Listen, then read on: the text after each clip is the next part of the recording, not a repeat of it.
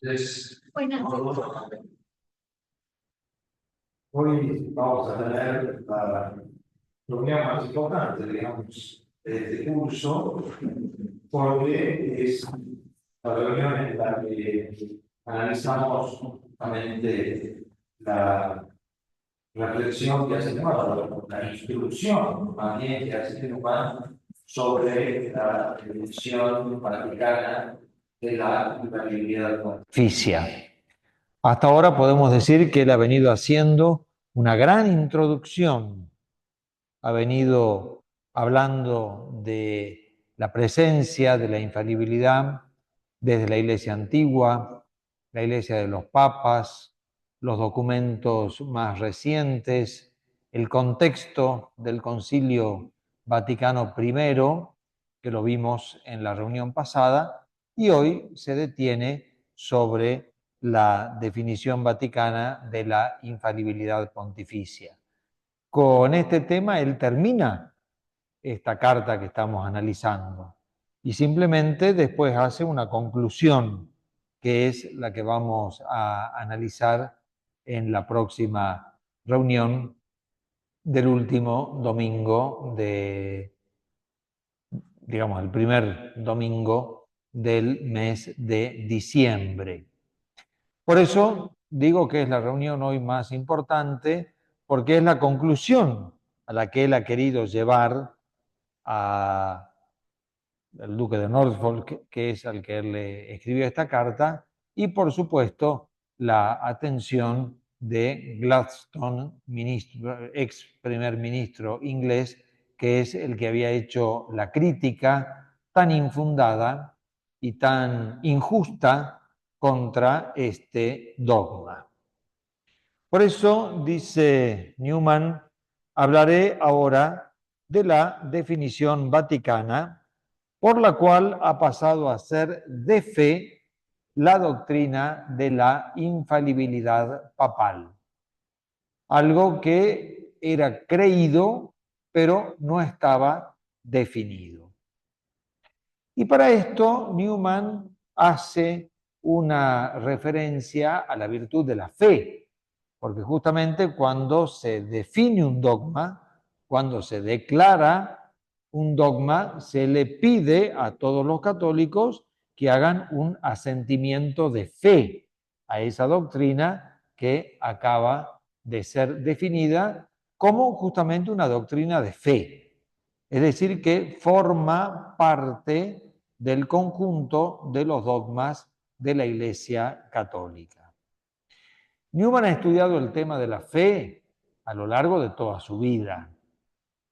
Es un tema que a él le interesó siempre y hay muchas obras de Newman que hablan de este tema. De hecho, hace 11 años, cuando comencé con la difusión de la doctrina de Newman y comencé a dictar estos cursos Newman anuales, el primero fue sobre el tema de la fe. Quizás alguno de ustedes estuvo presente en ese curso, justamente analizando esta doctrina tan rica de Newman sobre la virtud de la fe. Y aquí justamente habla del tema. Y fíjense qué interesante lo que él dice. La fe es una virtud muy difícil en la medida en que requiere el ejercicio de la razón, porque obviamente la razón interviene en las cuestiones de fe para dar su asentimiento. Y ahí, dice Newman, está la dificultad de esta gran virtud. Asentir interiormente a proposiciones que no nos vienen certificadas ni por la razón ni por la experiencia, sino que las recibimos fiados de la voz de la Iglesia como oráculo de Dios, es tan difícil la realización de este acto, que la Iglesia ha mostrado siempre el mayor cuidado en restringir al máximo el número de verdades y el sentido de las proposiciones de las que reclama asentimiento en absoluto. Por eso dice Newman, la Iglesia solo habla cuando es necesario hablar.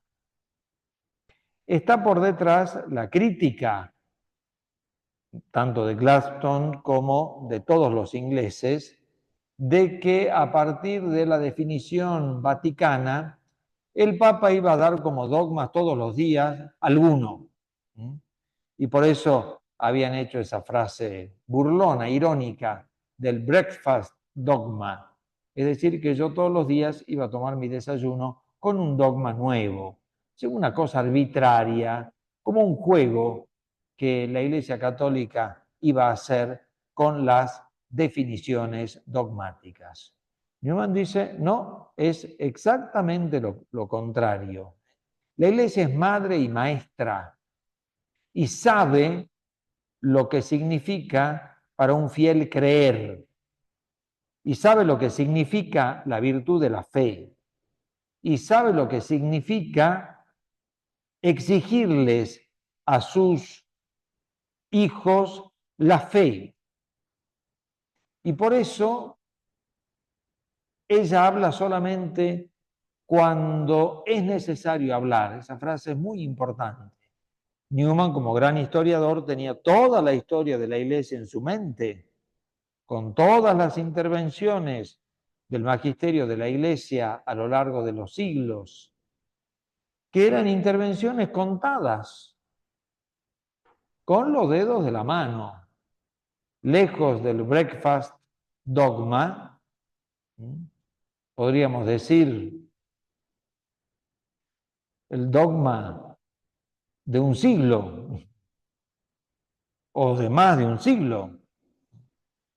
Ya les he dicho que de la última definición dogmática ex cátedra del Santo Padre ya van a pasar 100 años. Estamos cerca. 75 años. Fue en 1950. Después no ha habido ninguna otra definición. Miren cómo la historia confirma las palabras de Newman, y Newman, basándose en la historia, sabía que las intervenciones de la Iglesia eran mínimas, solamente cuando era necesario, lejos de ella, jugar con sus fieles, lejos de ella, estar pidiéndole asentimientos de fe constantes a sus hijos, sabiendo lo que significa para una persona hacer un acto de fe sobre algo que no ve, sobre algo que no experimenta, sobre algo que no lo puede percibir. La fe es la sustancia de las cosas que se esperan, la firme certeza de las realidades que no se ven. Así define la fe la carta a los hebreos.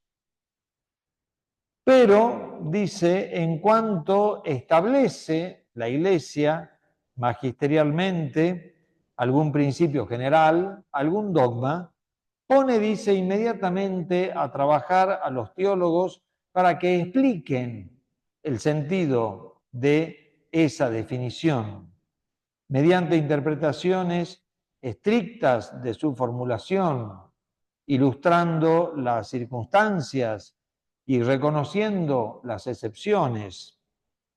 Todo con el fin de hacer dicha enseñanza todo lo tolerable que se pueda y evitar tentaciones en personas muy apegadas al propio juicio o mal formadas intelectualmente.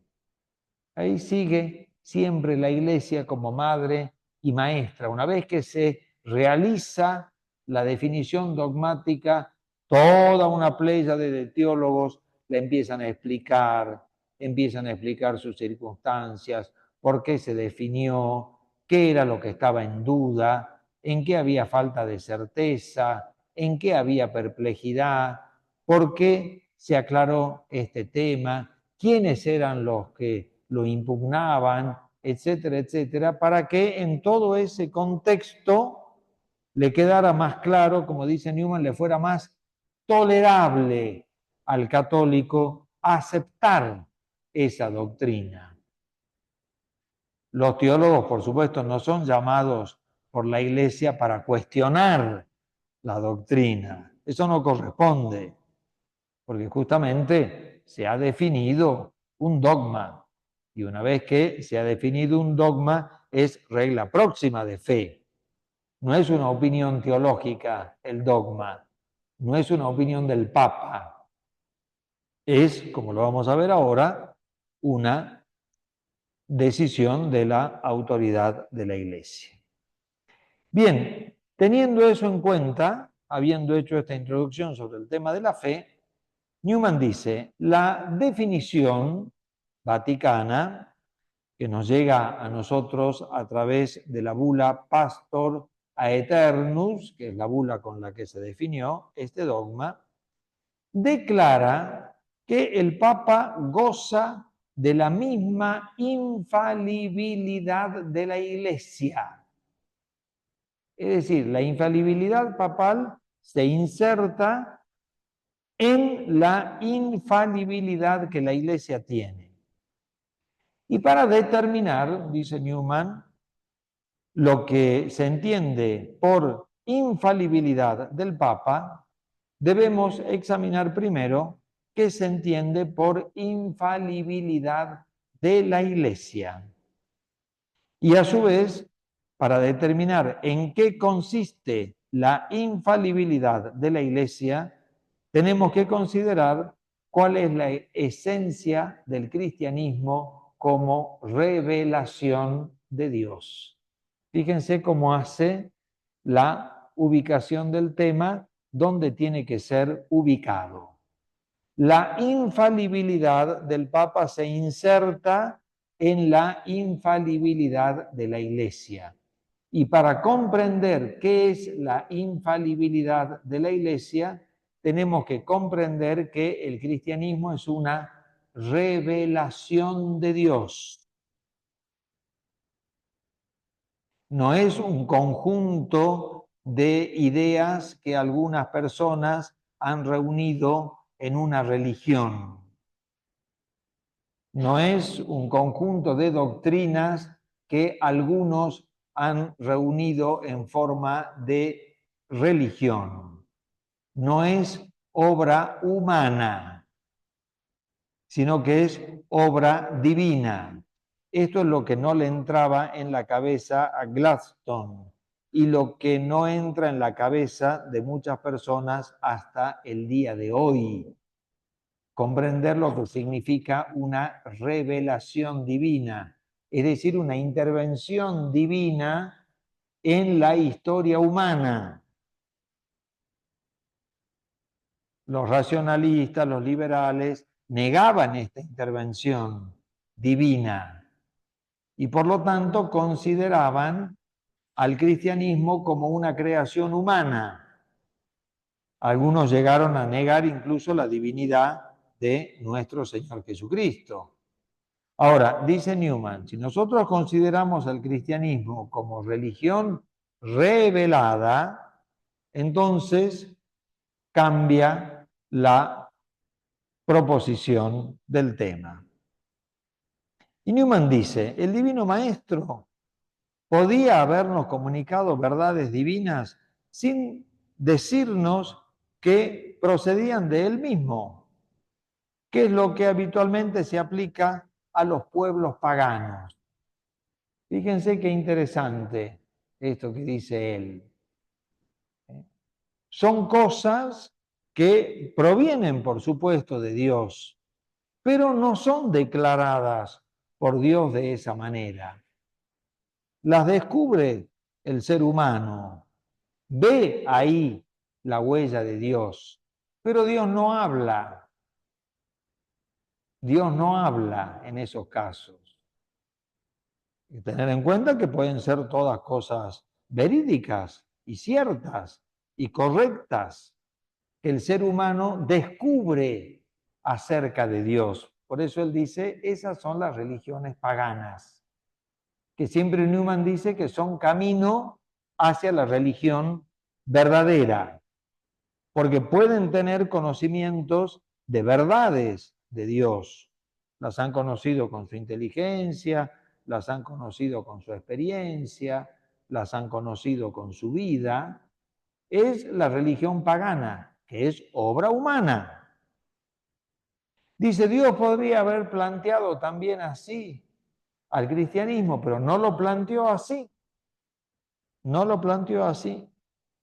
Sin embargo, dice, él quiso que el Evangelio fuera una revelación reconocida y auténtica, pública, fija y permanente.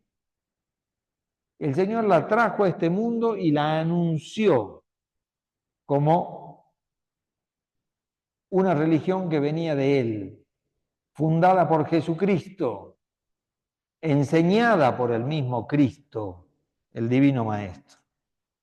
En consecuencia, como enseñan los católicos, constituyó una sociedad de personas para que fuera el hogar el instrumento y el garante de su revelación.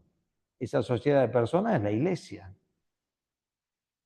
Nuestro Señor Jesucristo no dejó toda su enseñanza, por decir así, flotando en la atmósfera para que cada uno la reciba y la interprete a su manera, el principio protestante.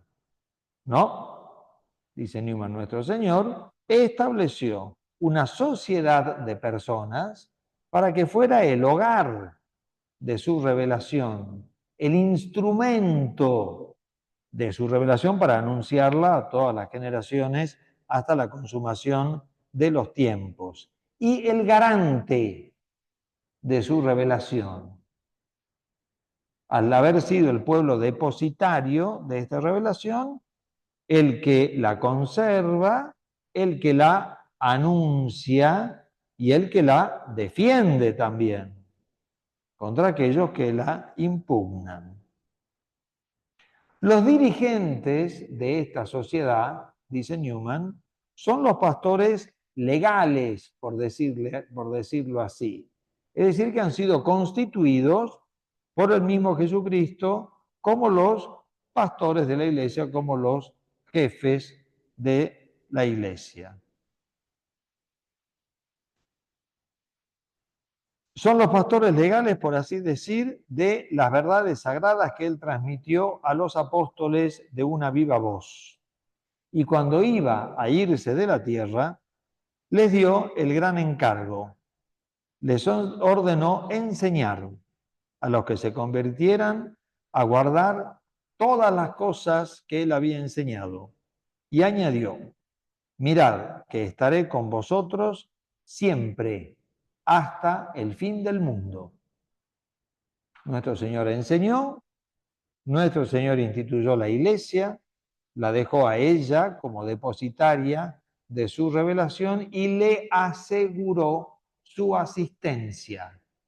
Yo estaré siempre con ustedes hasta la consumación de los siglos. Entonces, dice Newman, les dijo lo siguiente, que enseñen tu verdad revelada, siempre hasta la consumación de los siglos, y que Él estará con ellos, garantizando esta verdad y esta autenticidad.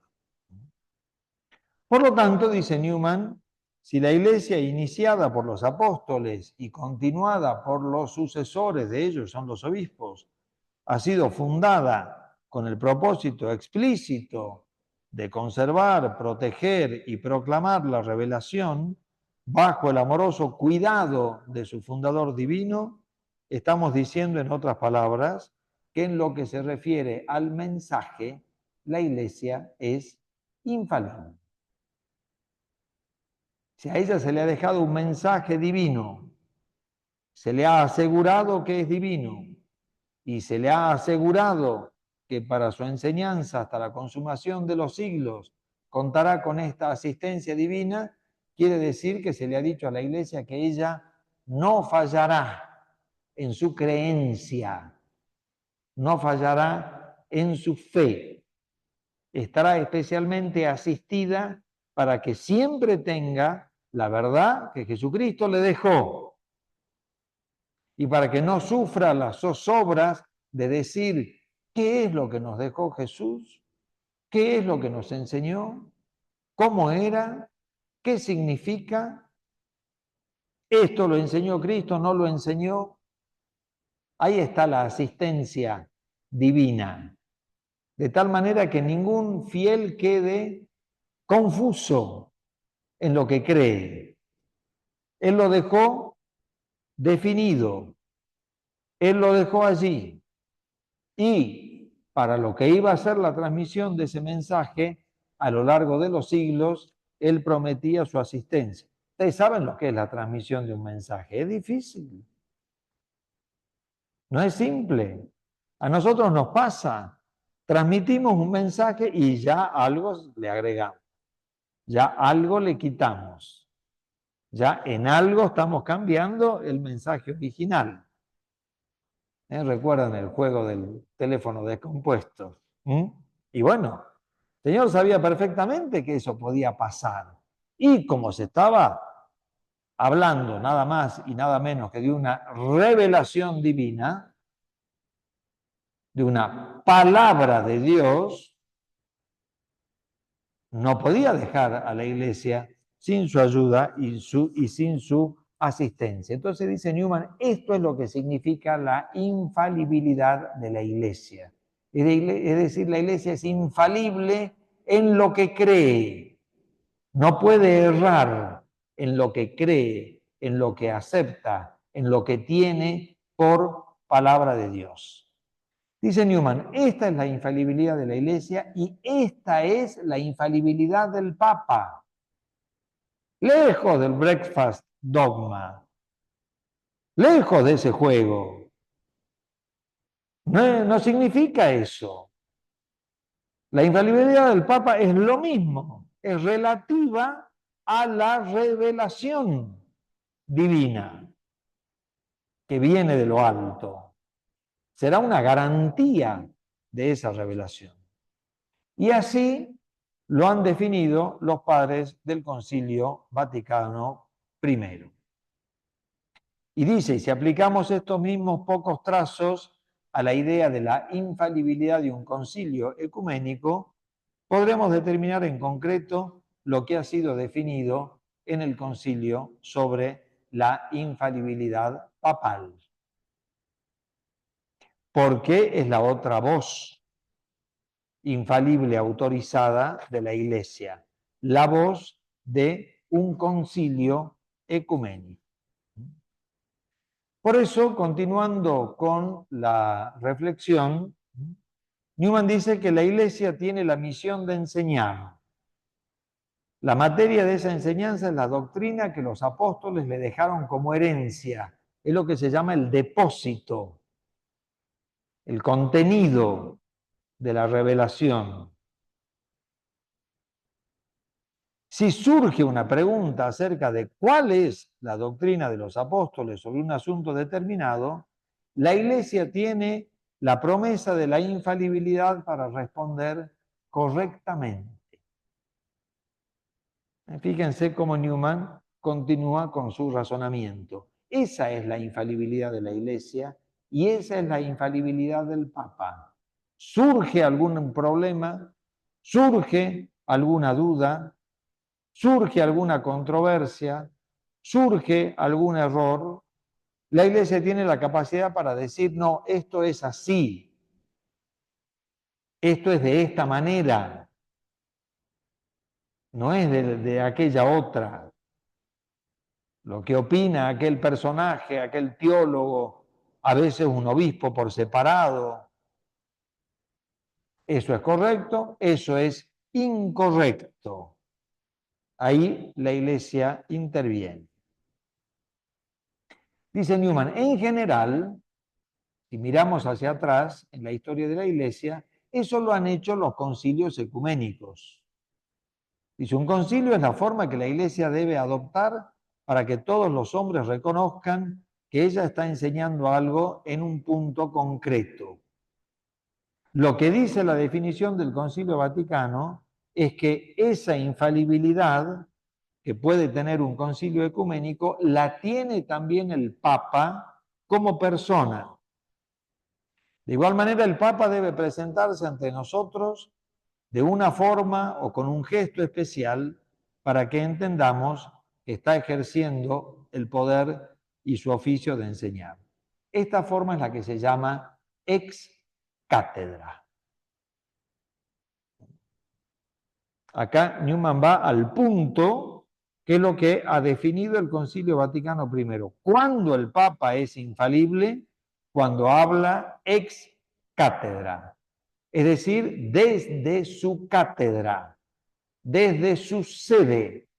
La cátedra, ustedes saben que simboliza la sede, el sitio, el lugar donde reside esta autoridad para enseñar. Posiblemente han visto ustedes los videitos, ustedes saben que estamos cerca del Año Santo.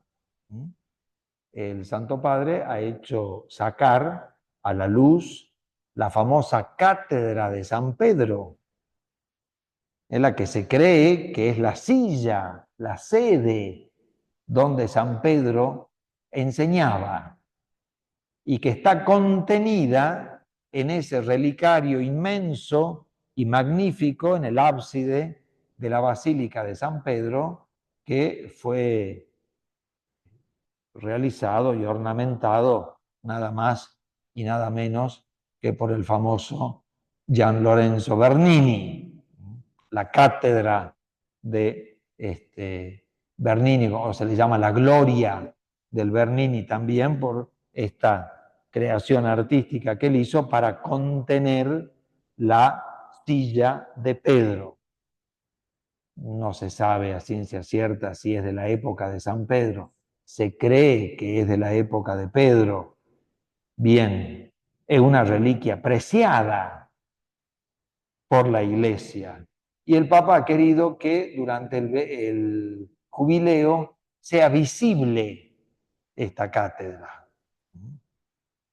Entonces, el Papa, según la definición vaticana, goza de este privilegio de enseñar infaliblemente un dogma cuando habla ex cátedra, es decir, cuando pronuncia una definición que tiene que tener unas características formales muy precisas y que él las tiene que hacer saber a la Iglesia de que está hablando con la máxima autoridad doctrinal que él puede tener.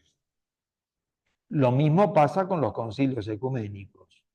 Cuando han declarado un dogma, lo han declarado con toda una formalidad, cosa que al católico no le quede la menor duda que se está definiendo un dogma, no que se está enseñando una verdad en general, etcétera, etcétera, sino que se está ejerciendo esta autoridad suprema de una manera extraordinaria. También se llama magisterio extraordinario, porque es el que se da extraordinariamente.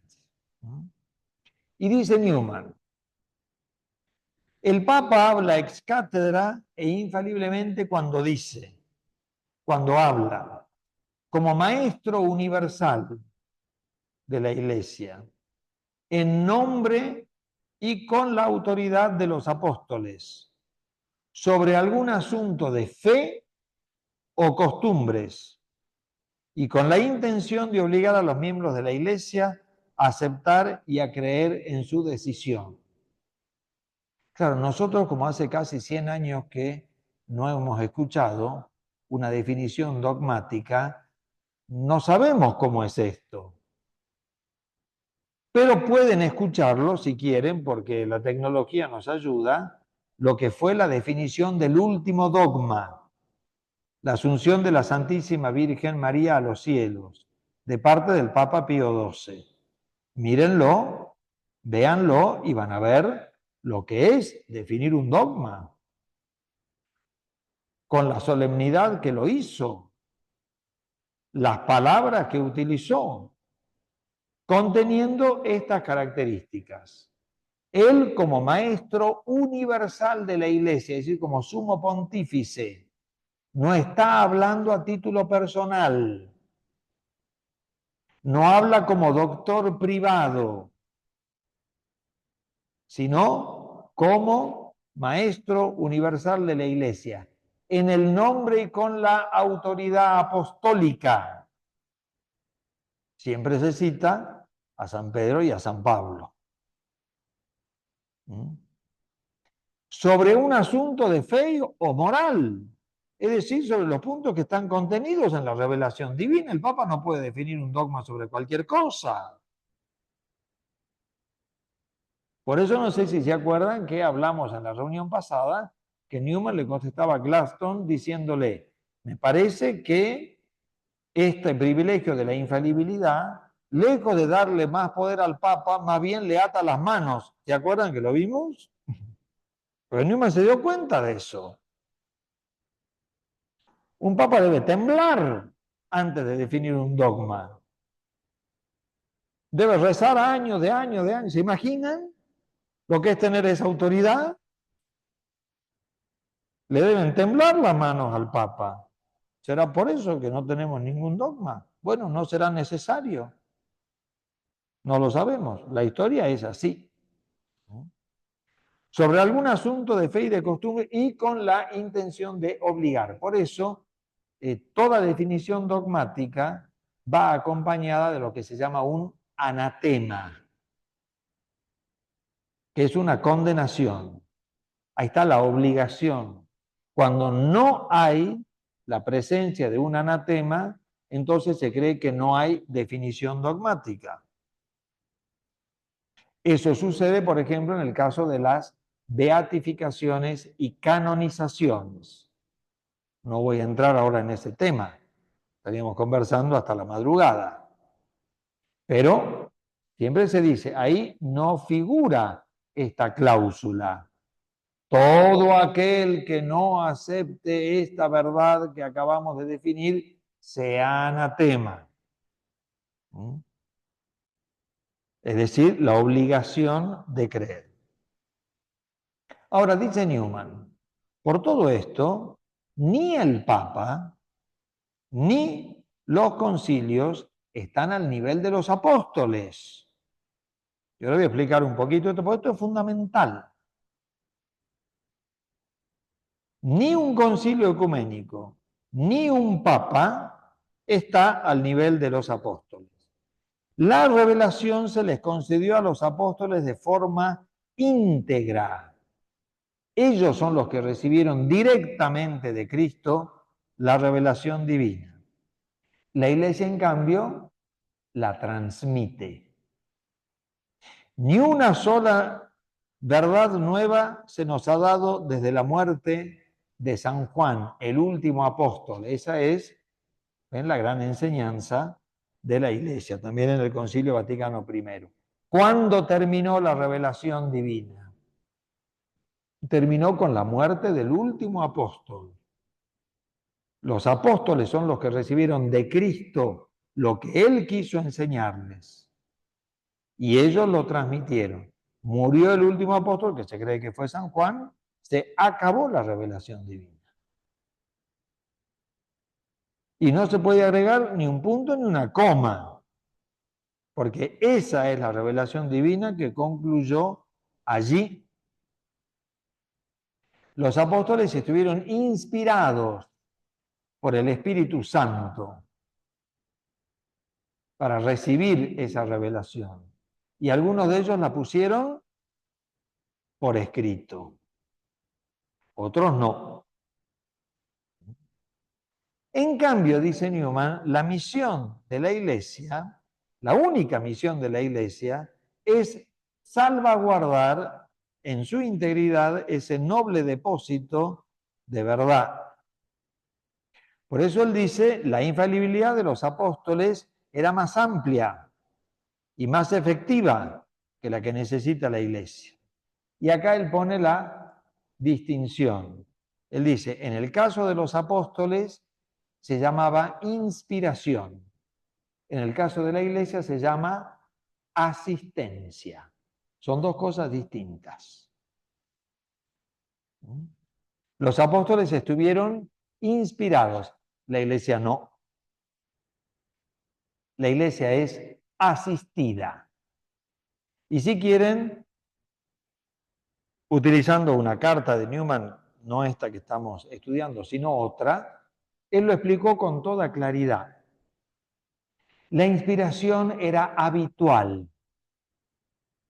En cambio, la asistencia es momentánea, es actual. El apóstol estaba siempre inspirado.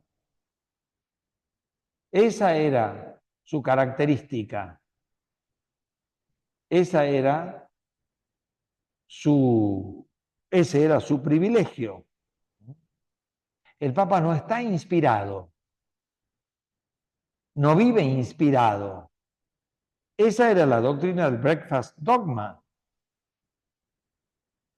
Y acá Newman yo lo explico muy bien.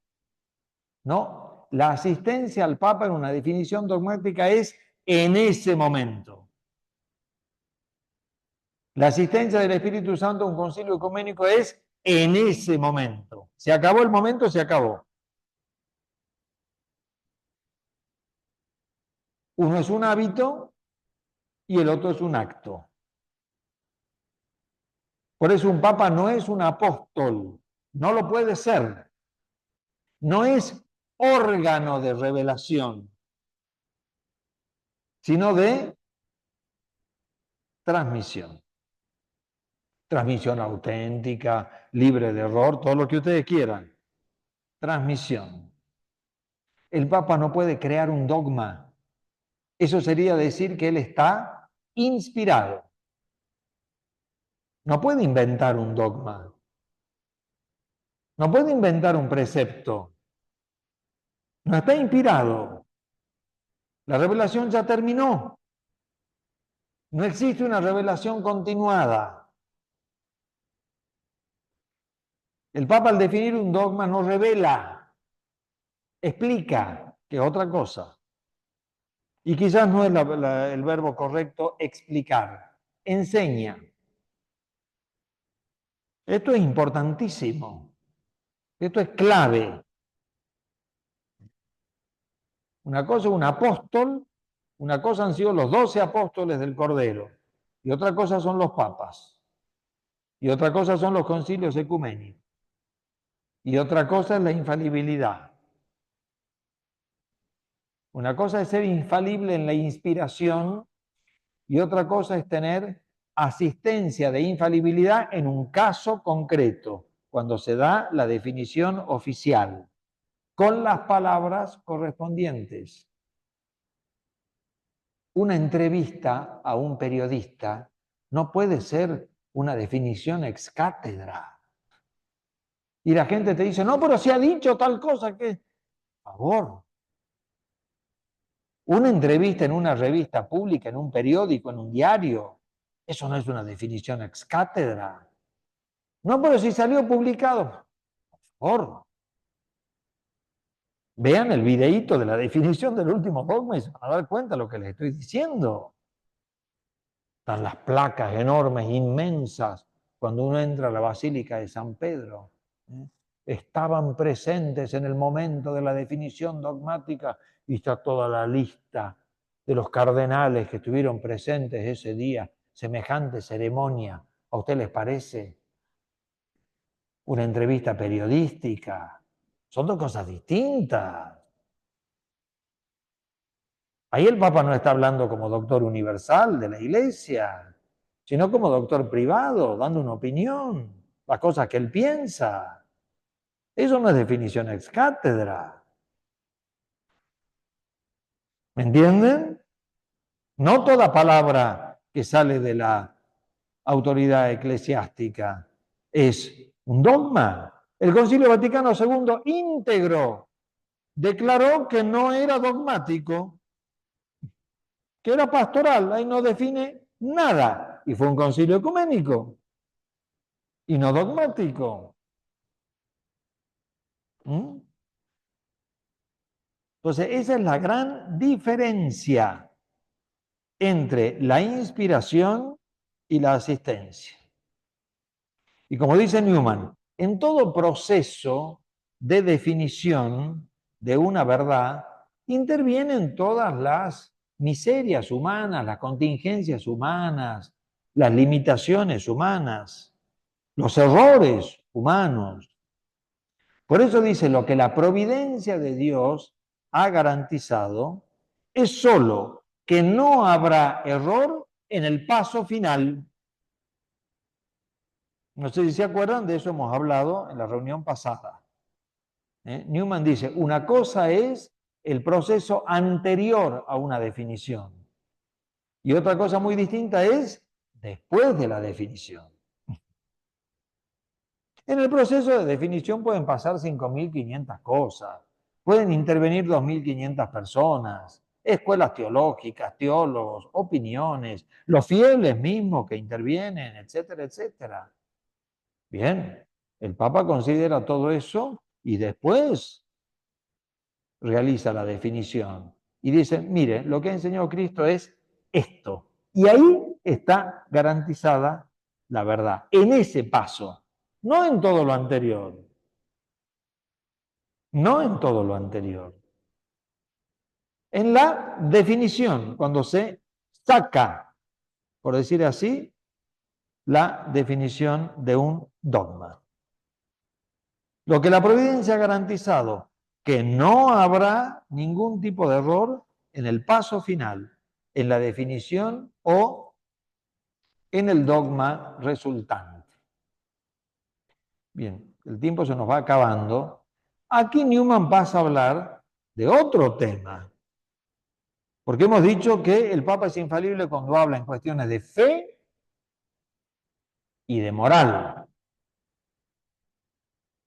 Acá entramos en el tema moral. Es decir, cuando el Papa da indicaciones de lo que el ser humano debe hacer, lo que el cristiano debe hacer, no de lo que el cristiano debe creer, eso es lo doctrinal. Pero también puede haber definiciones sobre cuestiones de moral.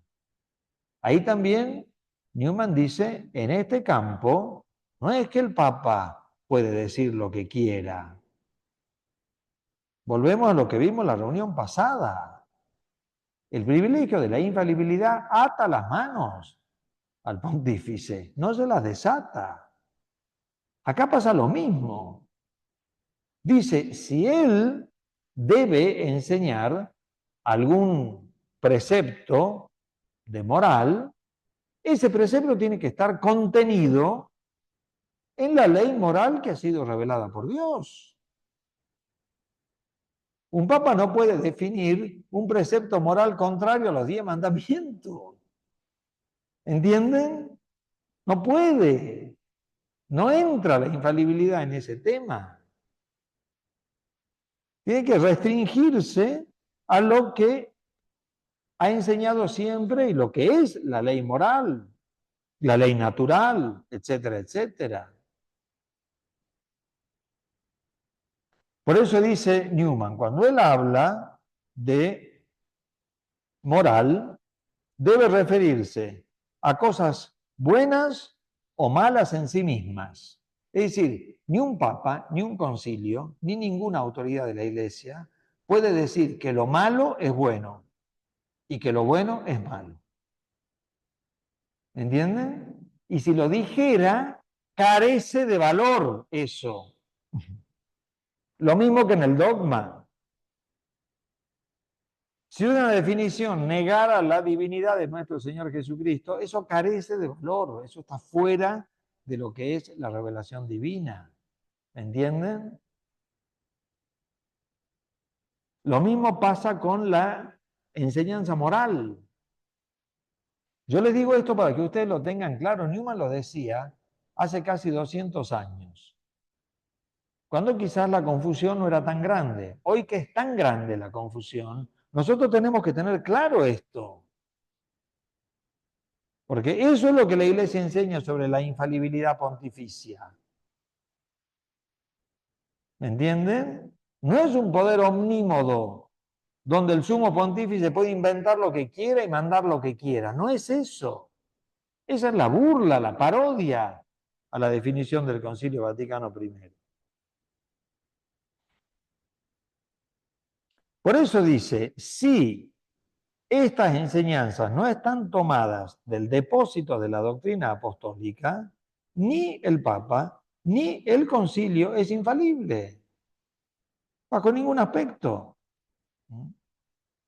Por eso, en cuestiones de moral, la enseñanza tiene que referirse a lo que es bueno o malo en sí mismo, a aspectos que sean necesarios para la salvación eterna. Por eso los enseña el Papa. Y además deben estar destinados a todos los hombres del mundo, porque la ley moral es la misma para todos, porque todos somos seres humanos. Bien, entonces concluye Newman diciendo, llego ahora entonces a una de las mejores ilustraciones que puedo dar del principio minimalista. ¿Se acuerdan? Porque estaba el principio maximalista y el principio minimalista.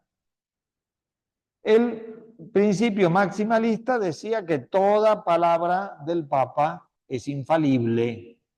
Y el principio minimalista, que es el que asumió el concilio y que es el que enseña Newman, es el que dice no, en este caso, en este caso y en este caso.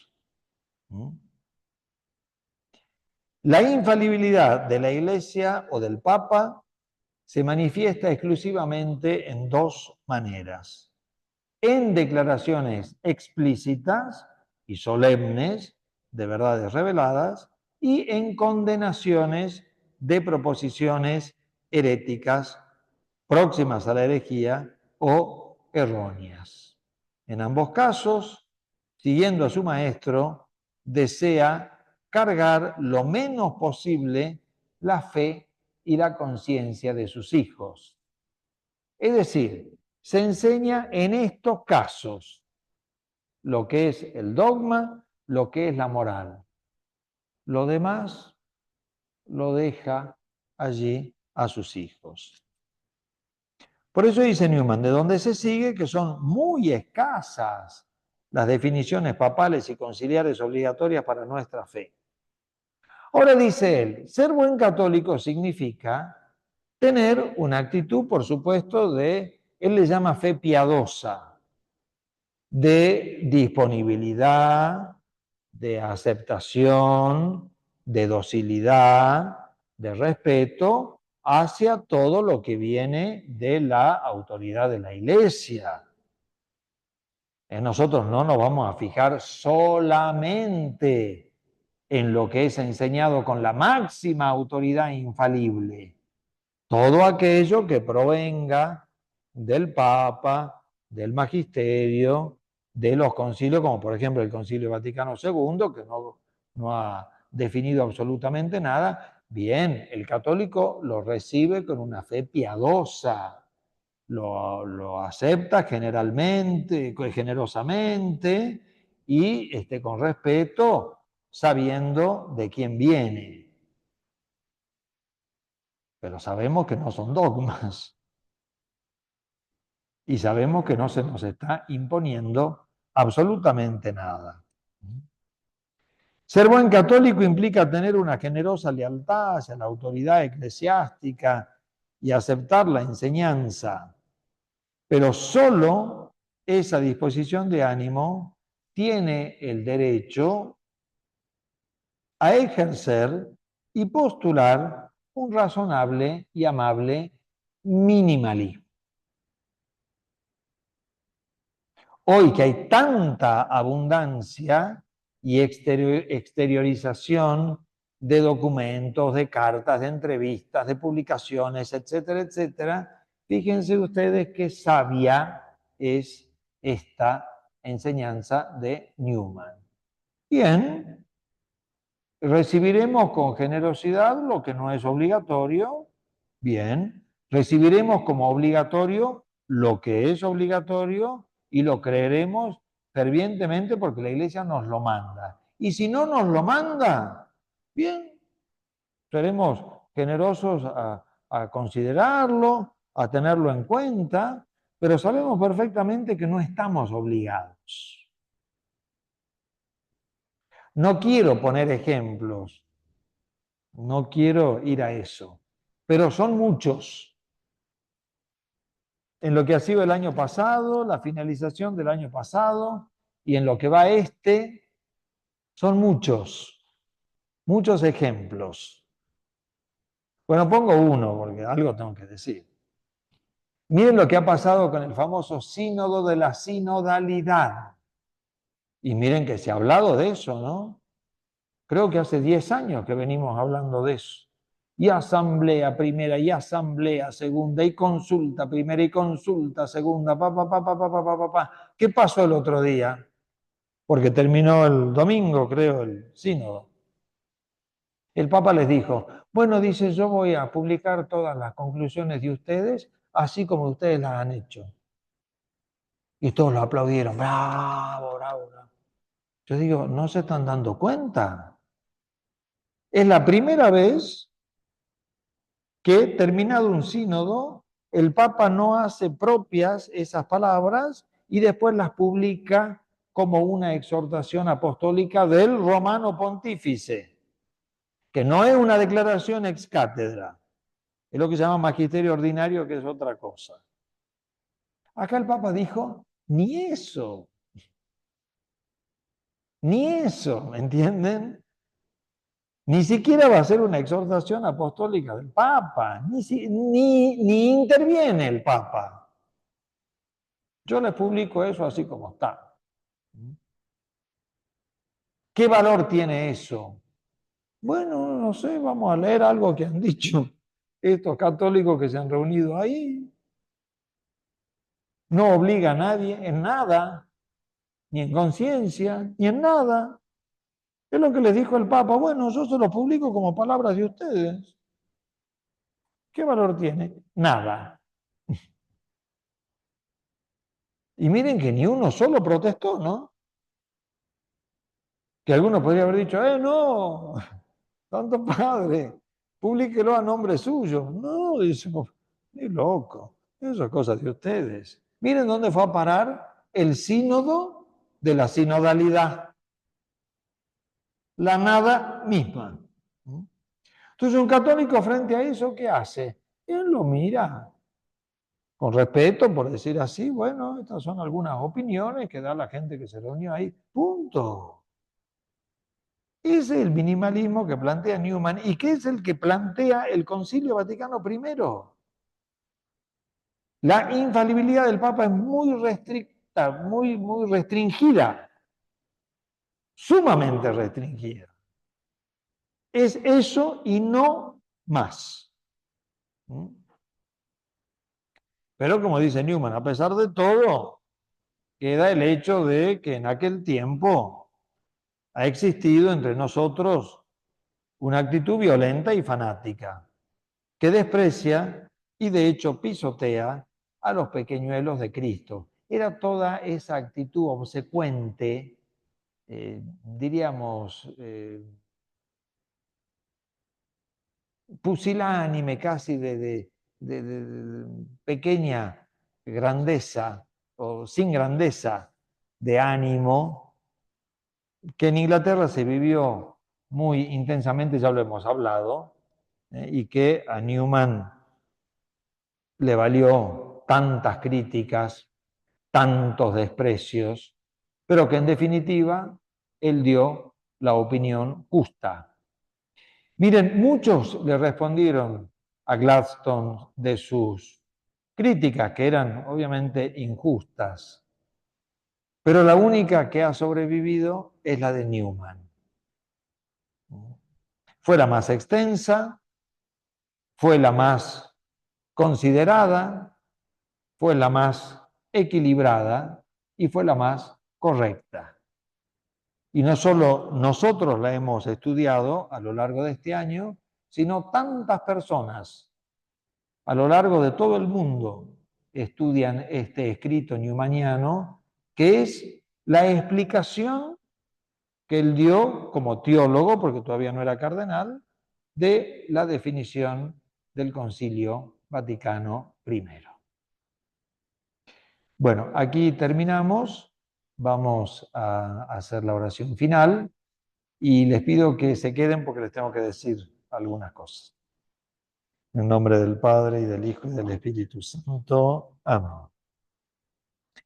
Te damos gracias, omnipotente Dios, por todos los beneficios que constantemente nos otorgas. Por Jesucristo nuestro Señor. Gloria al Padre, al Hijo y al Espíritu Santo.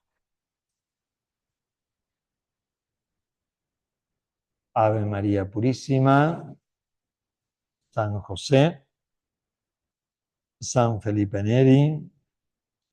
Santo Cardenal Newman. Del Padre, del Espíritu Santo.